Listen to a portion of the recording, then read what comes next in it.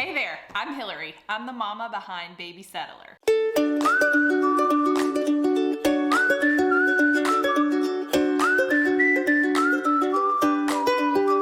Okay, today we are going to talk about 3 tips for breastfeeding moms. If you're new here, welcome. I'm glad you're here.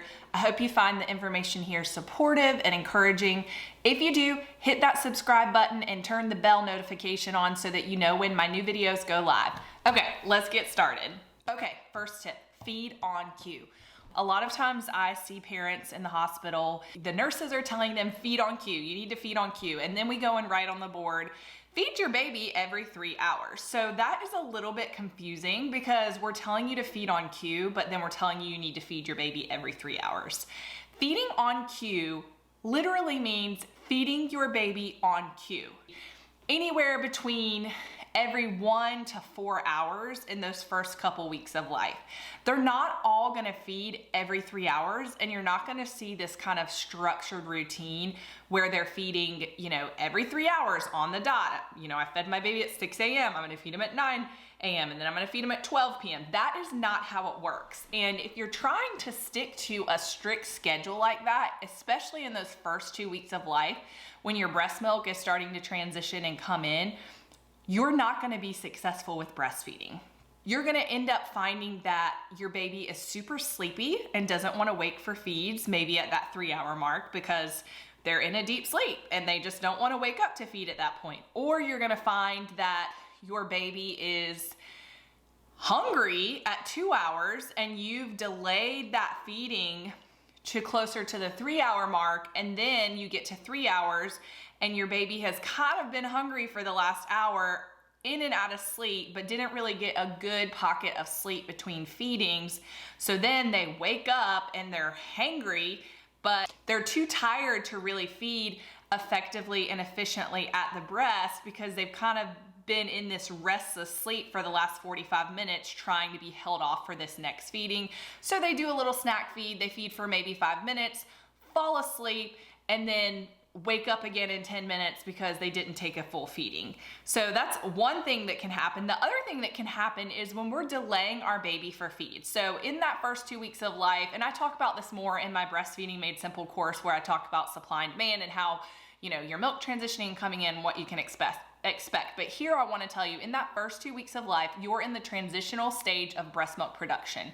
So what that means is that your body is learning how much milk your baby needs, and it is going to adjust to what your baby needs. So yes, your body makes milk on demand, but your body has to get the message from your baby that it needs to make more milk. So if we're trying to do schedule feeds, especially in those first 2 weeks of life, your body's not gonna get the message that your baby is hungry if you're not feeding them on cue. So, let's say you're the mom or dad or, parents that are like, I have to live by a schedule. I need a routine.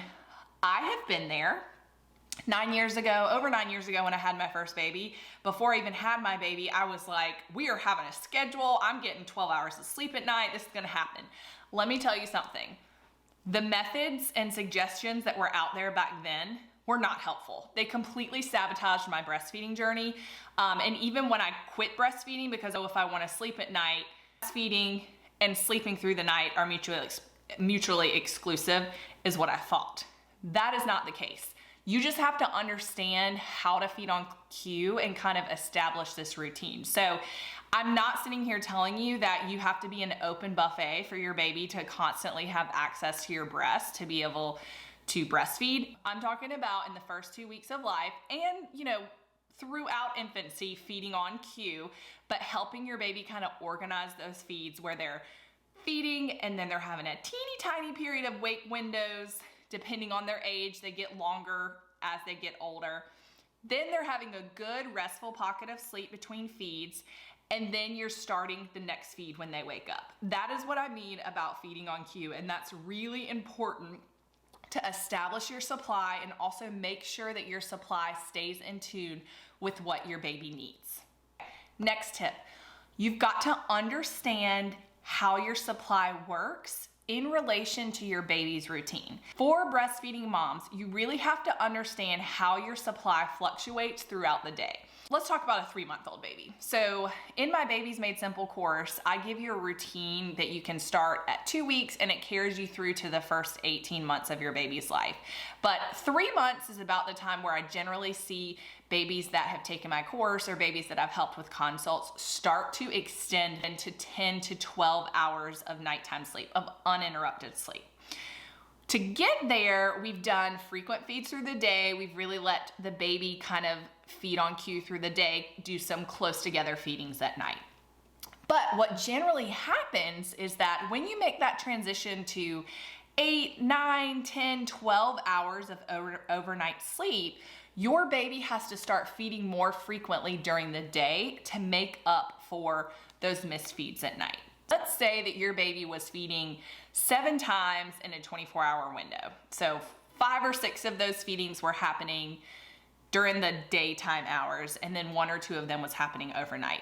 Your baby starts to extend that nighttime sleep, and now they're not feeding at night. Well, to kind of reorganize their day, you're gonna continue to feed them on cue, and if they want to take that 6th or 7th feeding during the daytime hours, we're going to let your baby do that so that they can adjust and continue to get the calories that they need during the daytime hours to promote nighttime sleep.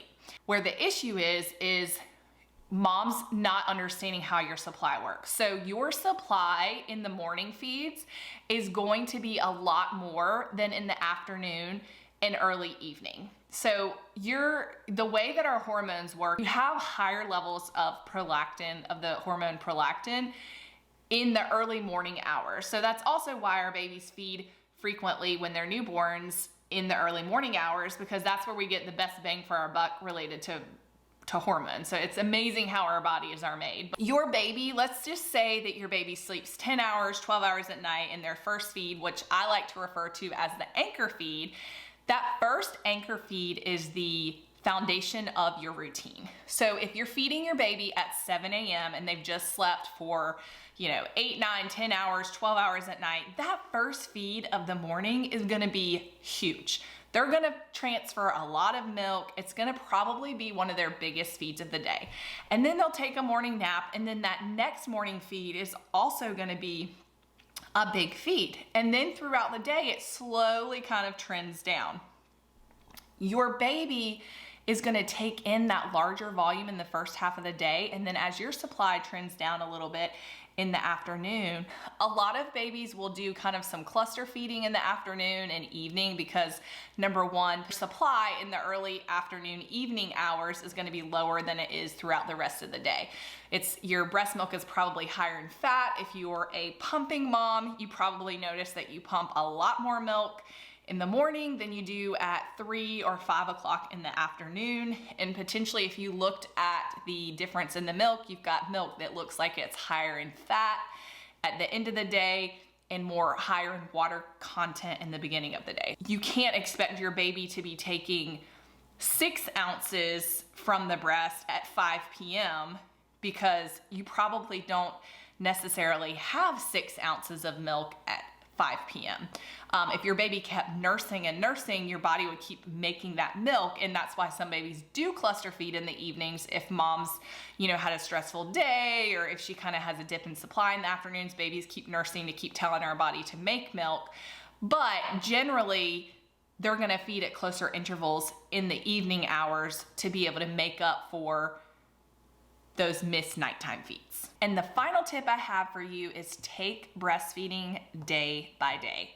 If you let your mind take you too far in advance and you're constantly trying to think about what's gonna happen next week, what's gonna happen when I return to work, what's gonna happen when I start solids, if you're kind of constantly thinking way far in advance about, the potentials of what ifs during your breastfeeding journey, it's gonna be really hard to continue when you've hit a bad spot. The best example I can give for this is personally, there were many times when I was ready to throw in the towel and just say, I'm done, I can't do this.